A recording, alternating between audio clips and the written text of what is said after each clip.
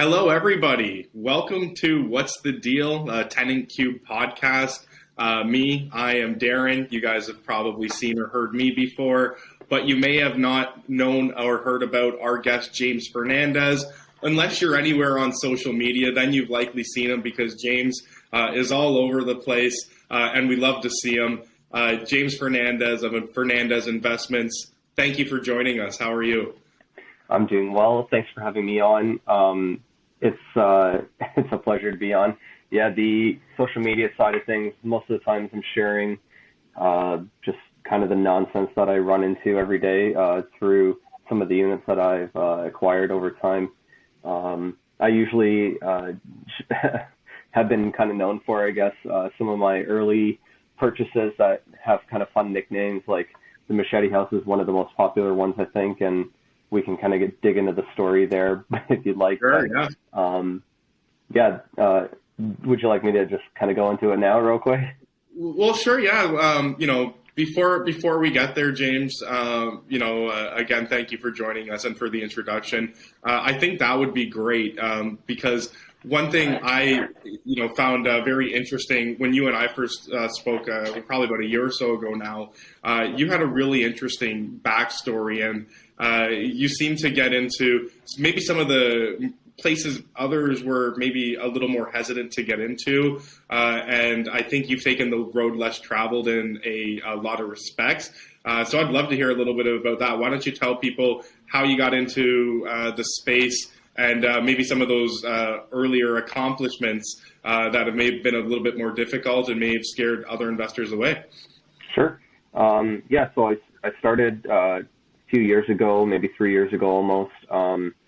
Back then, everything was pretty hot. I was just starting in real estate, and I couldn't really compete or didn't want to compete with people overbidding on stuff. I don't play that game.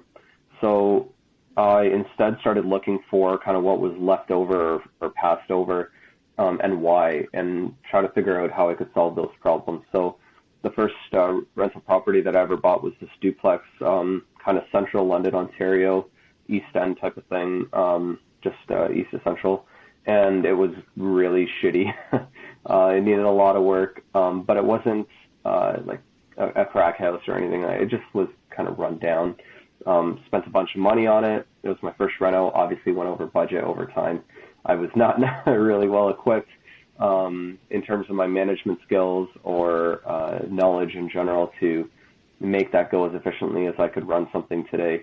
But it was a great experience, and with the market being as hot as it was a great opportunity to pull out all of my money and then some to do it again on my second rental property. And that one, it's a triplex in downtown London, absolute dump, but it was $250,000 and making $2,500 a month at the time.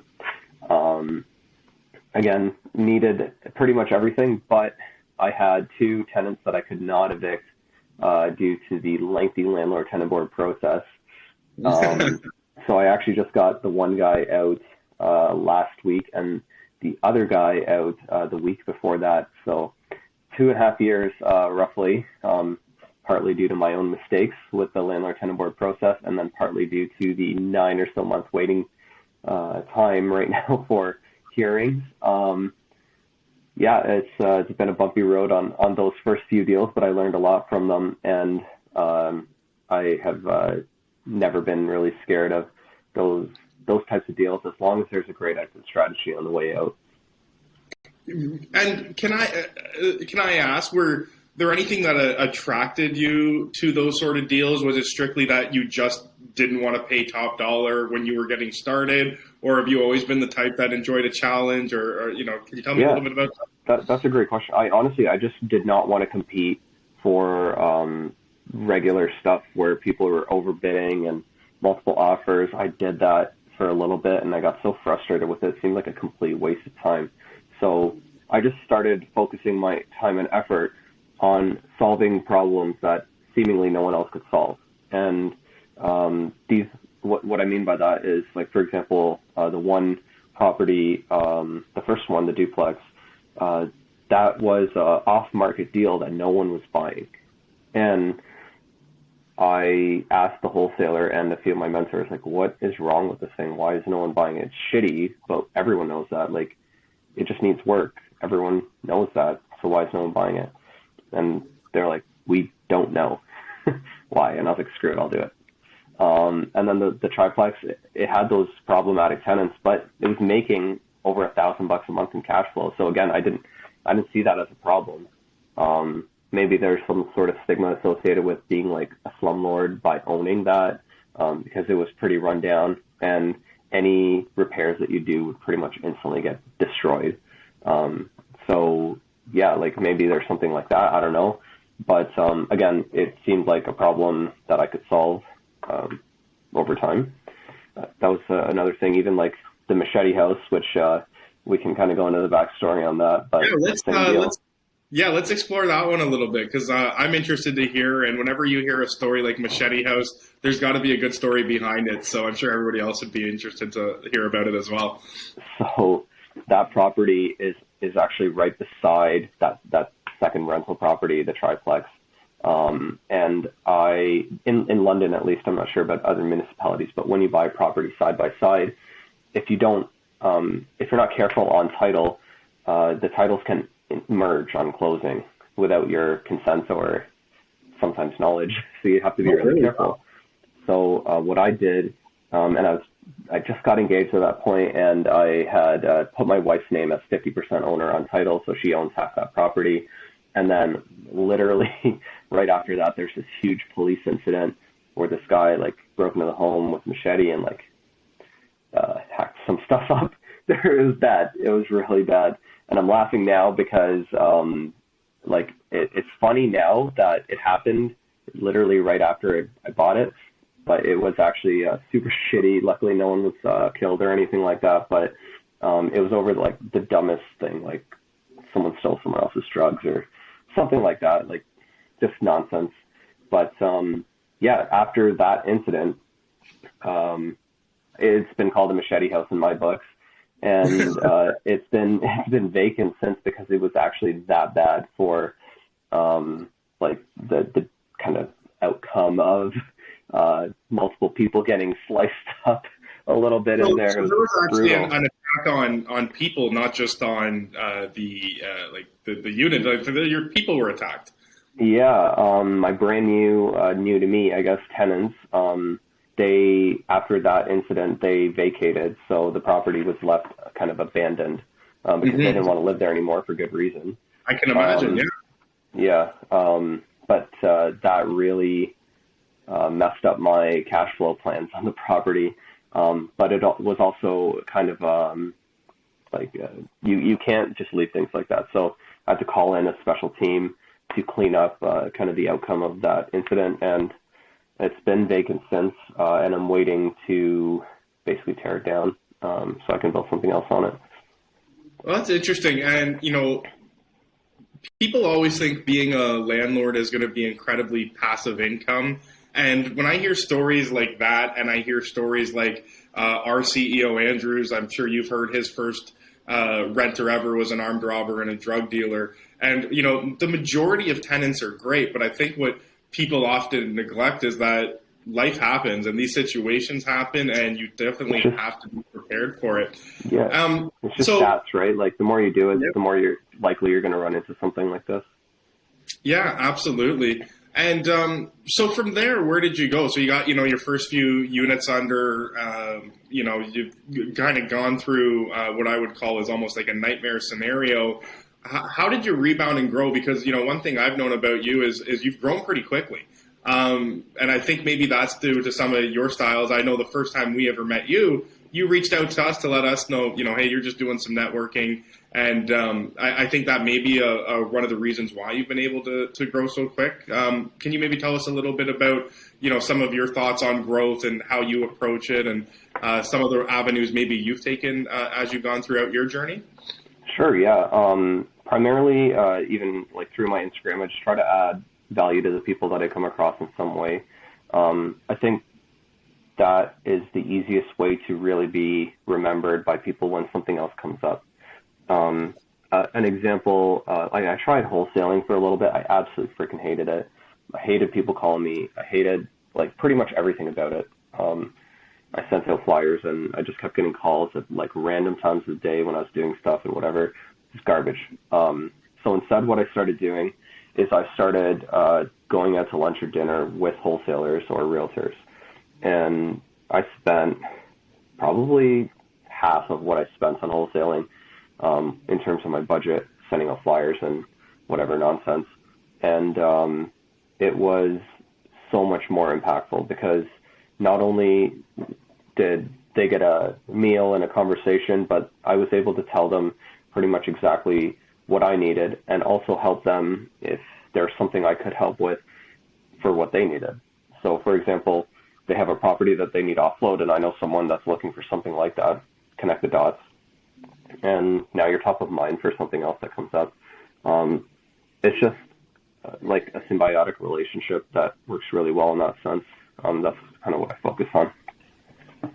Yeah, that's awesome, and that's a great approach. I think maybe that's one thing a lot of landlords and investors don't consider, especially when they're early, is the importance of building out that network and you kind of growing that side of things. Yeah.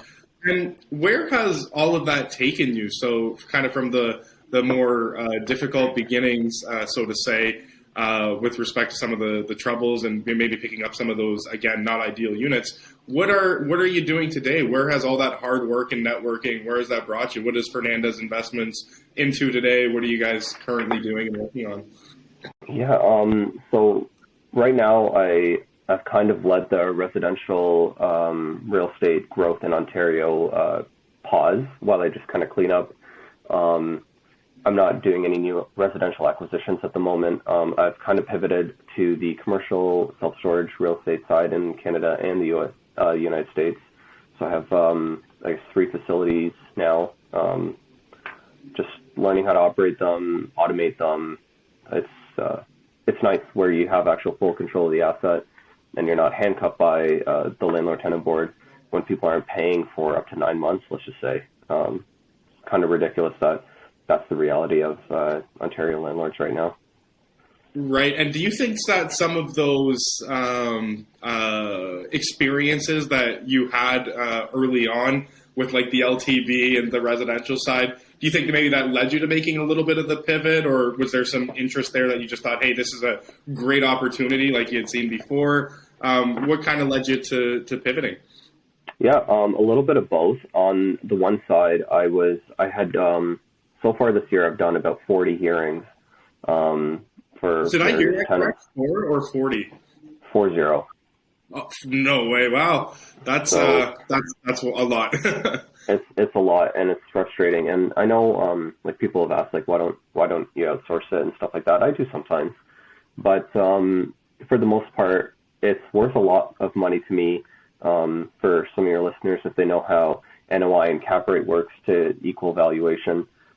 When I can drive so much more value by getting these like crappy tenants out and getting the unit turned over and getting someone that is great and they're at market rent, there's a lot of value to that for me. Also, just by not having people who are dealing drugs or in the hallway, sleeping in the hallway, naked in the hallway, like doesn't matter how nice your unit is. If that's happening in your building, no one wants to freaking live there. It's shitty. So it takes time to kind of get rid of that stuff. And there's like kind of, I guess, the debate on where am I putting them. That's not my problem. They're just not in my building anymore. And I'm providing a safe housing environment for the people that want it.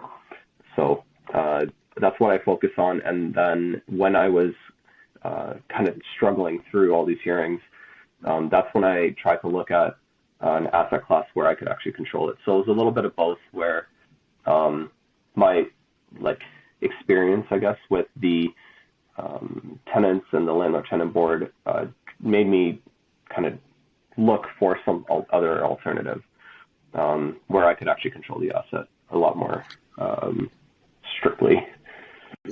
So yeah, that definitely makes a lot of sense. So a couple of thoughts on that, because that's a lot of time spent in hearings, and I'm sure a lot of cost involved for yourself. But Yeah. at the same time, it sounds like that has actually led you to be able to provide a safer and more enjoyable living environment for a lot of other people who probably didn't want that within their vicinity anyways. So I think that's a great value that you're adding. But what have you learned from all that time in the LTB? Like, what can people keep in mind when they get involved in situations that may be problematic or like that, or maybe where they have to take some tough roads? What advice do you have for people who are maybe considering taking on something that's less than ideal, or who are even going through, maybe the early stages of what you went through? Yeah, that's a great question. I think for me, what was really driving and motivating me was the cost benefit analysis. So I was working full time, whatever day job. Let's just say you're making $100 an hour somewhere, and you're working 8 hours a day, $800 a day before tax. That's great, and you're doing that 2,000 days of the year, $160,000 before tax. Let's just easy numbers. That's a pretty solid salary in Canada. Like one real estate deal, if you really do it well, can replace that. Right. And if you're like doing it full time, maybe you're doing 2 deals or 5 deals or 10 deals at a time. And now all of a sudden, whatever you have to do to make 10 times your salary, it's worth it. Right. So the incentive is there if you're willing to put in the hard work. And speaking on hard work, one thing I've noticed, because I follow your social feeds, and I would definitely recommend anybody who's listening to this, go check out Fernandez Investments. He's always posting great content. But like even today, I still see you slugging away with a sledgehammer from time to time. And I've seen you doing guts and rips and replacements throughout the years. You're still involved on that aspect of it from time to time, like you're still getting your hands dirty. And why have you taken that approach? Like, a lot of people, they'll just, like you said, outsource. Why are you so passionate about getting involved on maybe all areas of the operations? Yeah, so that's, again, a really, really good question. I know people push to outsource things very quickly, but one mistake that I see a lot of people make is they're so quick to outsource things, then they're just sitting at home watching TV. You should not be outsourcing things unless you're replacing your time with a higher value task. And in some cases where I am literally just sitting at home because everything's kind of taken care of by the team, I'm like, you know what, I'm going to the job site today and we're going to have some exercise instead of the gym. It's just get it in. It makes great content too, like people like seeing the dirty, nasty stuff. It's actually hilarious that my most engaged on, like you're getting right in there, right? The most engaged on posts that I've ever made have been like the nastiest things with content warnings. People love to see it. And my private investors that lend me money, I kind of treat my Instagram feed as sort of their own personalized HGTV episode. This is how I'm spending your money. This is what I'm doing to make sure that I'm giving you your returns that I promised you. And this is what it takes to get it done. So it's a little bit of everything there. So right, and I'm sure you're more comfortable with it than you were when you started. But one thing that I think may scare a lot of people off on that side of it is there's always the idea that owning investment properties and renting them out or flipping them or whatever you're doing, in the long term, it's going to become more passive, especially on the rental side.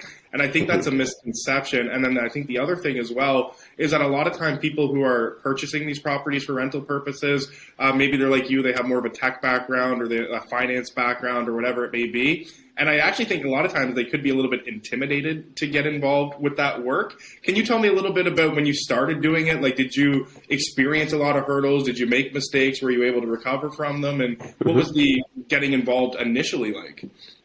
Sure, yeah. So the first project I ever did was actually a basement renovation in my primary residence. I didn't have any of the tools, and I learned pretty much everything off of YouTube. Renovision DIY with Jeff Thurman in Ottawa. He is Right. fantastic, and I learned pretty much everything off of his YouTube page and did it, messed it up, did it again. But it still, like, the information that I got from that renovation was so valuable because although I don't do the work myself anymore, I have the knowledge to talk to the crew on site in a way that they know that I know. You know, they're not Right. screwing around with me. Yeah. If I get a quote for a job, as an example for drywall, and I say, okay, well, quote me for drywall, and they give me a quote, and I say, okay, I actually need this part fire rated. What's the quote? And if they tell me, well, you know, it's the same, I know for a fact that they have not worked with 5/8 fire rated drywall. It's way heavier, shittier to cut, worse on the tools, worse on your back, worse on everything. It costs more money to do that stuff properly. And if they're telling me it's the same price, I know they haven't struggled through it before. Because it sucks ass. I did it. Right. It's horrible, backbreaking work when you're doing that all day, and you got to get paid for it. I don't want my team to suffer. You know, like that. I want them to be rewarded for the work that they do for me, and that's just an example. Another example when bathrooms are getting framed up, and the contractor's not putting backing blocks behind where typically you'd put the shower bar kind of screwed into the wall, or that type of thing. It shows a lack of experience, and that experience only comes from being in the game long enough to see your own failures that you did, so you can adjust, right? In the same way, you can accelerate that failure cycle by learning from other people's mistakes and not making them. So that's basically what I did. I just tried and failed, and then watched on YouTube and didn't make those mistakes. And now when going to my job site, I make sure that they're not making those mistakes either, plus their experience on top of that. So I think fear is a result of ignorance. You don't have fear in the same way when you are educated, and that education is pretty much free on YouTube, so or platforms like this. Yeah, well, I mean, you know what? YouTube is a great resource, especially when you're trying to pick up something new you have no experience with. So I guess it's safe to say that the time you actually spent on site doing that physical labor is almost like an education with respect to operating your overall business from the maybe renovation or upgrade perspective. Definitely was helpful in that regard. So with all that in mind, you know, it seems like you've come quite a far way. And you didn't get there with all traditional methods, I guess. You had mentioned that you got, you know, some of your positions through private lending. Was that something that you just thought there was a better opportunity there, or was that out of necessity because of how fast you were growing? How did you end up going down that route? Yeah, a little bit of everything. I kind of was introduced to it through a few different avenues. When closing the first few residential properties, I was told from the start that, you know, Scotia can only give you 10 mortgages and 10 residential mortgages, and you have to meet your credit ratios and that type of thing, which is fine, you know, but what if I want to do more than 10? Right. And then what? Okay, well, you go to this other lender, but then you're capped out on this, and it just, you need to do other options at some point if you want other results. So that's what I started doing. So it was just another solution in order to get stuff done. And it turned into an extremely beneficial win-win solution scenario for people that are looking to place money from their refinances or money that they've had saved up in their RSPs or TFSAs, because that can be placed as well, and provide really solid returns tied to an asset. So it is just another solution that people maybe don't normally look at because the interest rates are higher, but let's just say you're paying even, let's just call it 20% interest on a loan that's 6 months long. Realistically, that's what you paid is 10% over 6 months instead of if it's a 20% annual interest rate. And if it's an interest-only payments, that's so worth it to get a deal done where you're 5xing your money. It's Right. a no-brainer. Yeah, absolutely. And James, I'm sure our audience can gather by this point you're, an incredibly busy guy, and it sounds like you're touching a lot of things. So I won't hold you for too long because we do appreciate you coming on. But if you could maybe take some of your experiences, because it sounds like you've been there, you've been through the hard stuff, you've seen all areas of the operations, and you've really had a lot of success. If there's any piece of advice you could maybe give to our audience about just growth and doing this well, what maybe is one or two takeaways that you would have for people who are maybe in that initial stage you were 3 years ago? They've got a couple of properties, they're looking to grow, but now we're getting into some tougher times and they may have to take the road less traveled like you have. What is some advice that you can pass on to maybe some people who are growing? What I was doing back then is when I saw a new opportunity or a new way to make money or something like that I hadn't done before, or maybe even hadn't seen other people doing, I felt like it was a weird thing, but I see it a lot from the questions I get from my Instagram followers that DM me. They feel, and I felt, like you have to ask permission from someone to do it. And an example of that is, hey, James, I found this deal. This is the numbers. Seems to make money. What do you think? Well, why the hell are you asking me? Because you know it already works. You're asking me because you're hoping that I'll say, yeah, you should do this. And give yourself that permission. You don't need some random internet stranger to tell you that when you've run the numbers, you've done the deal, you've done a couple deals already. Give yourself the permission to do something else and have multiple exits maybe, so that if one thing fails, you have another couple exits. If you're really worried, but just do it. Instead of waiting for someone out there to give you permission, do it. That's great. That's amazing. Well, James, it's been a pleasure. I hope we can do this again. Thank you so much for making the time, and that was a lot of value. Thank you so much. No worries at all.